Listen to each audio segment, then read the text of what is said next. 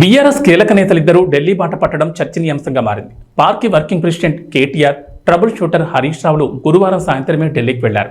శుక్రవారం ఉదయం కేటీఆర్, హరీష్ రావులు కవితతో ములాఖత్ అయ్యారు. నిజానికి మొన్నీ మధ్య హరీష్ రావు కవితను కలిశారు.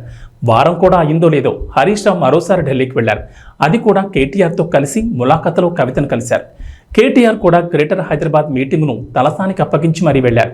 దీనిపై బీఆర్ఎస్ వివరణ ఇస్తూ కవిత బెయిల్ పిటిషన్ కోసం ఢిల్లీలో ఉన్నారని, సుప్రీంకోర్టు వేసవి సెలవులు ముగిసిన తర్వాత బెయిల్ పిటిషన్ వేస్తున్నామని, దీంతో న్యాయ నిపుణులతో మాట్లాడేందుకు వారు 2-3 రోజులు ఢిల్లీలోనే ఉంటారని చెబుతున్నారు. మరోవైపు ఈ ఇద్దరు బీజేపీ నేతలతో టచ్లోకి వెళ్లారని, బీజేపీ పెద్దలతో మీటింగ్ కోసం కేసీఆర్ వీరిద్దరినీ పంపారని బీఆర్ఎస్ బీజేపీ ములాఖత్ అంటూ కాంగ్రెస్ నేతలు ఆరోపణ చేస్తున్నారు. కవితను బయటకు తీసుకురావడం, కాంగ్రెస్ దూకుడుకు అడ్డుకట్ట వేసేందుకు బీజేపీతో కలిసి పనిచేసే ఒప్పందాలు జరుగుతున్నాయని అనుమానం వ్యక్తం చేస్తున్నారు.